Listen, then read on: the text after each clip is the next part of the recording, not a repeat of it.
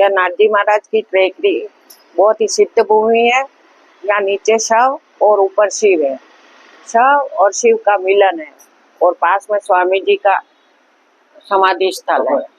ये है कि जब रामनाथ जी संत यहाँ विराजमान थे, उनके ब्रह्मलीन होने के बाद उस कालखंड के लिए स्थान रिक्त रहा और उस रिक्त समय में यहाँ के दरबार पृथ्वी सिंह जी ने ये पोस्टमार्टम रूम बनाया। फिर रामनाथ जी आए तो उनके आने के बाद वो पोस्टमार्टम रूम का पत्थर जो था वो बाहर रखा और वो उसमें फिर उन्होंने साधना प्रारंभ की। ये पत्थर उसी समय का है, ये रखा हुआ है सुरक्षित।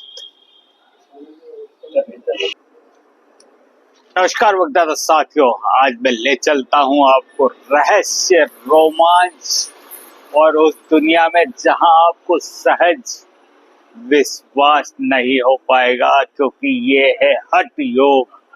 जहां इशारा समझ ही गए होंगे, यानी कि नाथ संप्रदाय गोरखनाथ और वागड़ की धरा, यह भी अपने आप में अनूठी धरा है। और इसी धरा पर एक स्थान है श्री नाथ टेकरी। आज मैं आपको उसके इतिहास की ओर ले जाना चाहता हूं।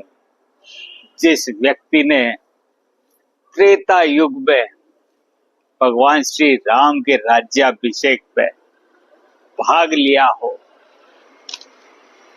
जिसने द्वापर युग में भगवान श्री कृष्ण और रुक्मणी का विवाह देखा हो, और जिसने कलयुग में पप्पा रावल को तलवार दी और उसी तलवार से उन्होंने चित्तौड़ राज्य की स्थापना की, तो गोरखनाथ बाबा के यानी कि नाथ संप्रदाय के 3 व्यक्ति बांसवाड़ा की धरा में श्रीनाथ टेकरी पर आए थे।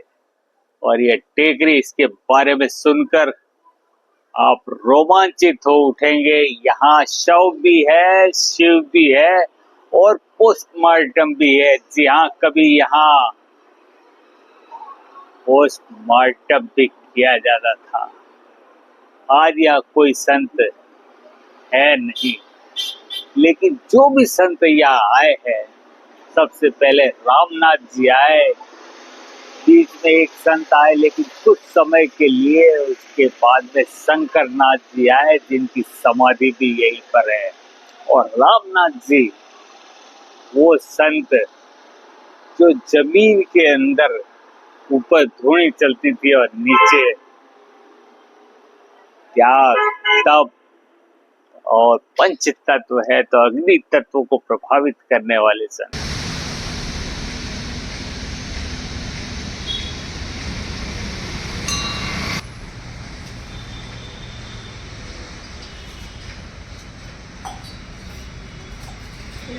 मोहन कॉलोनी का व्यापार मंडल चलता है, व्हाट्सएप पे ग्रुप है, सगळ्यांना नाना एकत्र થઈને ભજન કરે.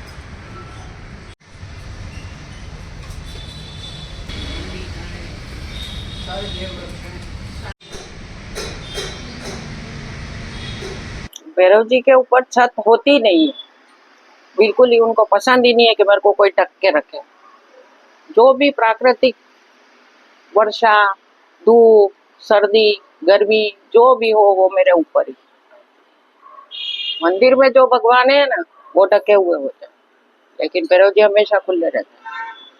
और जिस रूप में ये प्रकट हुए हैं उसी रूप में है। देवता कौन कौन से क्या है? महादेव, बजरंगबली और भैरव जी, तीनों तामस देव है। तामस बोले तो क्या मतलब? तामस का मतलब क्रोधित। क्रोधित, अगर जैसे है वैसे ही रहने दिया जाए। विष्णु हंसमुख के जैसे मुस्कान है उनकी। शिव भोले हैं लेकिन तामस है, रोजाना आते। हम तो बचपन से खेले भी यही, मेरा तो जन्म ही मोहन कॉलोनी में हुआ। और इस मंदिर, इस जमीन के ऊपर पूर्ण श्रद्धा से जो व्यक्ति आता है, केन प्रकार है ना, अगर गलत कोई व्यक्ति आ जाता है तो इस भूमि पर टिक नहीं सकता। इतना नाथ जी महाराज का साँच है इस भूमि के ऊपर। उसके बाद में स्वामी जी आए तो स्वामी जी भी सात्विक ही थे, बिल्कुल। उनके बाद में ये स्वामी जी आए। समाधि ली हुई है ना। हाँ, समाधि ली हुई है वो टापरी के अंदर।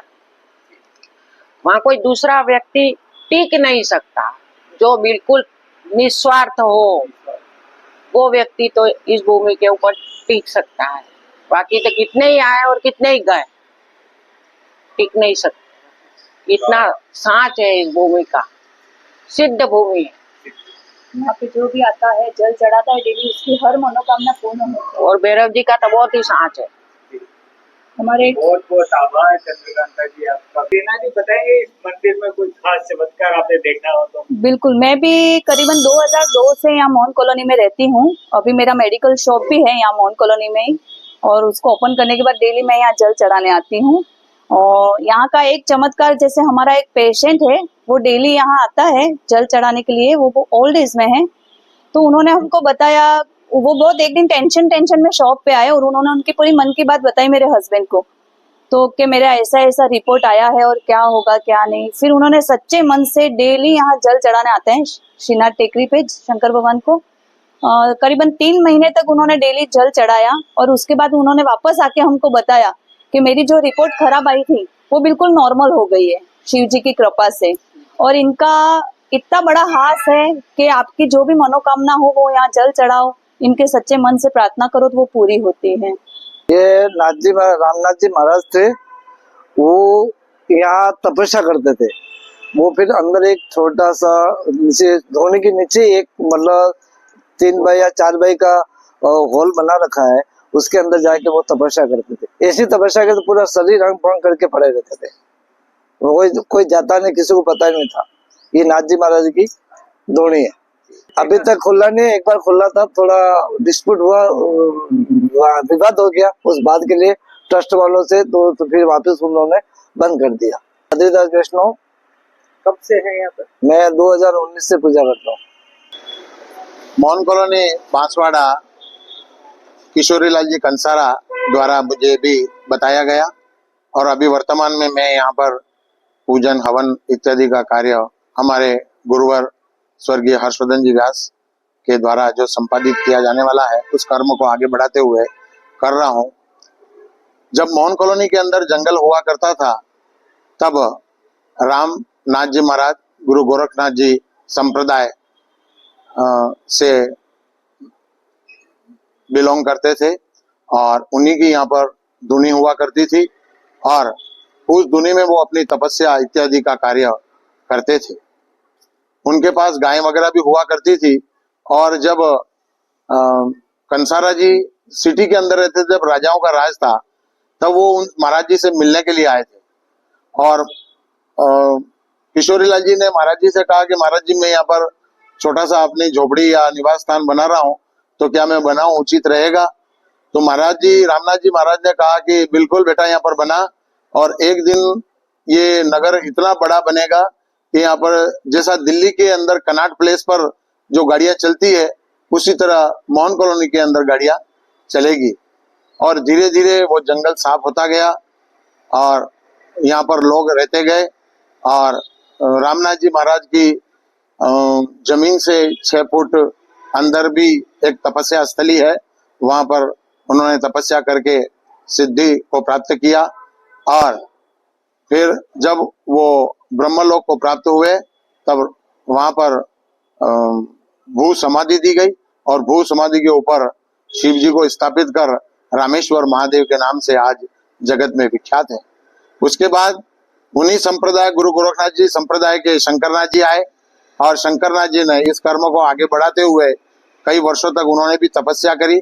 और जब शंकरनाथ जी की भी समाधि रामेश्वर महादेव के निकट है, और उसके बाद में श्री रामानंद जी सरस्वती बांसवाड़ा आए, और उन्होंने भी राम नाम की धुन का प्रचार प्रसार बांसवाड़ा नगर में किया। बहुत से लोगों को धर्म के रास्ते पर ला करके अनेक शिष्यों को बनाया, और राम मंडल की उन्होंने स्थापना की। प्रति रविवार को वो राम मंडल चलाते थे, और राम धुन से उन्होंने, और नगेंद्र दोषी चावलवाला और उनका जो पिताजी वगैरह जो थे सत्येंद्र जी दोषी, वो उस परिवार, वो उनके भक्त थे।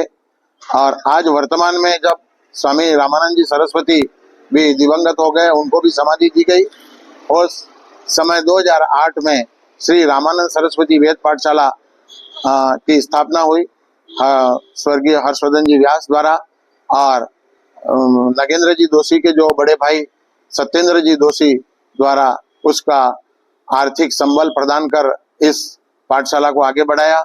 और इस पाठशाला में 200 युवा साथियों को बना करके बांसवाड़ा एवं भारत के अनेक नगरों के अंदर भेजा गया, और वैदिक कर्म जो यजुर्वेद के अंदर कर्मकांड है उसको कर रहे हैं वे सभी लोग। और आज श्रीनाथ आश्रम के अंदर श्रीनाथ प्रदोष मंडल उन्हीं के नाम से, रामनाथ जी महाराज के नाम से चलाया जा रहा है। और प्रति प्रदोष जो माह में शुक्ल और कृष्ण पक्ष को जो प्रदोष आता है उसमें ब्राह्मणों द्वारा, विप्रों द्वारा सर्व जन हिताय सुखाय सर्वे भवन्तु सुखिनो के संकल्प के साथ में प्रदोष का कार्य किया जाता है, और प्रति प्रदोष को शिव जी का पूजन संपादन होता है। बांसवाड़ा मूल रूप से नाथ संप्रदाय का स्थान है। यहाँ पर 3 संत नाथ संप्रदाय के हो चुके हैं। रामनाथ जी है ना, सबसे पुराने संत है रामनाथ जी, उसके बाद रामनाथ जी। रामानंद जो संत थे, रामानंद, उनकी ये समाधि इधर वाली जो बनी हुई है बड़ी वाली, वो उनकी है। उसके पास में रामनाथ जी की है। रामनाथ एक संत और हुए हैं जो यहाँ उनका अभी कोई अस्तित्व नहीं है, वो यहाँ रहे कुछ समय तक और फिर यहाँ से चले गए। उसके बाद ये शंकरनाथ जी पधारे हैं यहाँ पे। शंकरनाथ जी के यहाँ 1963 तक यहाँ विराजमान रहे। मार्च 1963 में ब्रह्मलीन हुए। फिर ये रामानंद जी स्वामी जी महाकाल नई आबादी जहाँ अभी शनि मंदिर है वहां पे उनका आवास था। सारे भक्तों ने मिल कर उनको वहां से इस स्थान पे पद स्थापित किया, और ये उसी समय स्थापित किया है जब रामनाथ जी का सगडोल निकाली, उससे पहले उनको पछड़ी कर दी थी उसी समय। उसके बाद रामनाथ जी की यहाँ सगडोल निकाली, और उसके पास वाला जो स्थान है, इस मंदिर के पास वाला, वो उनकी समाधि स्थल है। रामानंद सरस्वती जी महाराज 2001 तक यहाँ विराजमान रहे, और उसके बाद वो ब्रह्मलीन हो गए हैं। उसके बाद ये स्थान अभी किसी संत का यहाँ विराजमान नहीं है। ये 25 साल हो गए स्थान वीरान है। जब रामनाथ जी के पूर्व उनके जो रमानाथ जी महाराज थे, उनके जो समाधि तो बनी हुई है, मगर उनका मूल साधना केंद्र वो सामने टीन शेड बना हुआ है, वो उनका साधना केंद्र है। इसके अंदर आवास वो अंदर वाले में था, पास वाले में उनका भोजनशाला थी, और आगे जो चौक है अंदर टीन शेड के नीचे, वहां पे उनका साधना स्थल है। उस साधना स्थल के ऊपर तो अभी यज्ञ कुंड बना हुआ है, उनकी आहुति देने के लिए उनका जो सिस्टम था वो बना हुआ है। मगर उसके पास में जो आपको ये जो दीवार पिलर दिख रहा है, उस पिलर के पास में वहां एक दरवाजा था। उस दरवाजे से उनके साधना कक्ष में जाने का रास्ता था। उसमें करीब 5-6 सीढ़ियां हैं। सीढ़ियां वो बड़ी वाली है उनकी। फिर अंदर जा करके ये ऊपर जो यज्ञ कुंड है, उसके वो यज्ञ कुंड ठेठ नीचे तक है, और पास में जो दीवार और यज्ञ कुंड के बीच में जो बैठने की जगह है, अभी उसी जगह पे उनका नीचे साधना कक्ष है। ये साधना कक्ष में वो दोनों ही नाथ संप्रदाय के संत यहाँ नीचे बैठ करके और उनकी जो साधना होती है नाथ संप्रदाय की, वो साधना करते थे। उसके आपसे एक जानकारी बहुत अच्छी जानकारी दे रहे हैं। हाँ। ऊपर क्या उस समय क्या धूनी प्रज्वलित रहती थी? हाँ, ऊपर धूनी प्रज्वलित रहती थी। धूनी उनकी यज्ञ कुंड जो अभी है उस समय वो धूनी कहलाती थी, वो प्रज्वलित रहती थी और स्थायी रूप से उनकी वो प्रज्वलित रहती थी। मगर उनका जिस समय साधना का समय होता था, उस समय वो नीचे साधना कक्ष में चले जाते थे, बाकी तो वो ऊपर ही बैठते थे। आपका शुभ नाम सर? मैं ईश्वरदास वैष्णव, यहाँ ट्रस्टी हूँ। तो कोई प्रयास नहीं किए और कोई संत आवे या काफी यहाँ इस स्थान पे संत लाने के बहुत प्रयास किए। इसके लिए सत्यमित्रानंद जी महाराज, भारत माता, उनसे भी संपर्क किया मैंने, मगर उनका और अवधेशानंद जी दोनों से संपर्क किया, मगर उनका ये कहना है कि ये जो स्थान है उस स्थान के अनुरूप अब कोई संत नहीं, ये बिल्कुल ही ज्ञान क्षेत्र का स्थान है, और ज्ञान क्षेत्र में अभी कई भी संत ऐसे हैं जो उपलब्ध नहीं है। जो अभी संत हैं, नहीं ऐसी नहीं है, मगर वो सब अपने अपने स्थानों पर विराजमान है। इस वजह से यहाँ कोई मतलब जो भी आएगा आने वाले समय में ध्यान योगी ही आएगा। अब आगे देखो, स्थान प्रबल है। चलिए सर, बहुत हाँ। धन्यवाद।